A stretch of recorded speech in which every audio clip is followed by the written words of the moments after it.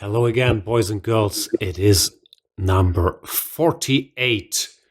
And that spot goes to one of the Hungarian chess legends, Lajos Portisch, born in 1937 in Hungary, which means he's 83 years old at the time of recording. Peter, Portisch, longevity, hard worker, what do you think about him? Well, exactly. I mean, you basically sort of put in a very sort of condensed form his claim to fame, right? Well, we're going to speak a lot about World Championship record in these sort of Hall of Fame nominations. And, well, Portis, you can say, maybe wasn't very close to getting a World Championship match, but he's been a candidate for more than 25 years. 7 times he qualified and played the candidate matches. I'm not sure if it's an absolute record, but that's my impression it is. And, well, with cycles lasting 3 years, it meant he qualified, I think, for all cycles except for 1 or 2, which is an incredible feat in that sense. His top world ranking is number 3 for like 8 months, but that doesn't reflect his longevity. I think the really relevant stat that impresses us is that if we take a 20-year average rating peak done by Sonas, he's as high as number 14, right? So he's really been around for a long time at the top of the chess world. He hasn't been at this sort of actual summit in the sense of neither world championship or world ranking, but he's been at the top for really a long time. As well, he was part of the 1978 Olympic team that Hungary won. And while many players have won Olympiads, a lot of times they have been generally Soviets. He was part of the team that actually managed to win an Olympiad ahead of the Soviet team, which is an incredible performance, basically. And Portisch did that, doing his job on board 1. So maybe that is his best, you can say, individual peak. But basically, it's longevity, and he's done that to a tremendous extent. And we think that earns him a spot in the Hall of Fame.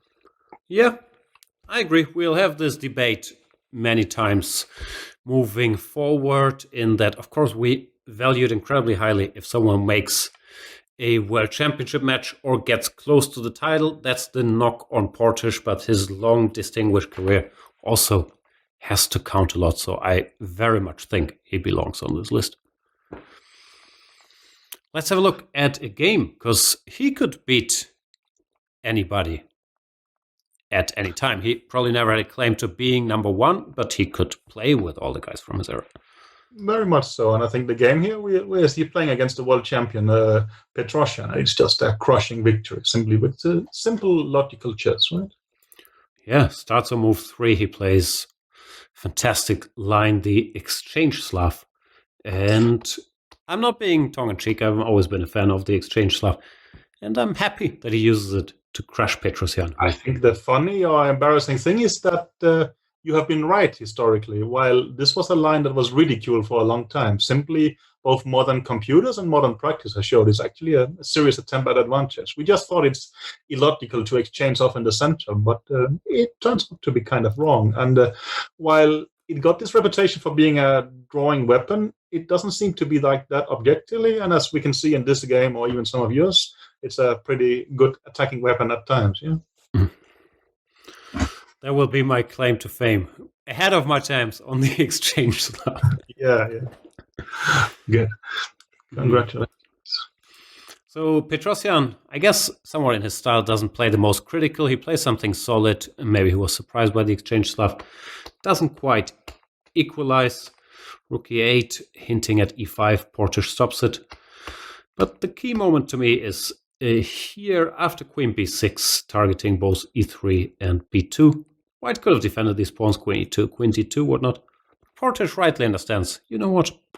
I'm a world-class player. You can't waste all this time against me. Also, I don't know if it fits his image. That sometimes people think maybe he's a bit of a chicken, but that's not really my impression either. And I think he's just principled. I mean, he plays mostly things like he's good. He doesn't really care how other things about them. And here, well, Petrosian has provoked too much, right? And he's just going to get punished. And well, if he wants e3, he can have it, or b2, whatever. He does take and goes back, but it does not end well for him. There's not enough defenders around his king, and he basically just gets smashed.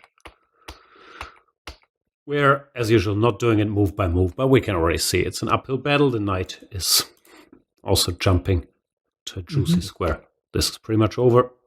No need to take Petrosian's exchange. Yeah, basically he's just destroying him, which is logical and powerful. I mean, it looks like it's a very weak opponent, but it's actually Petrosian, right? So it's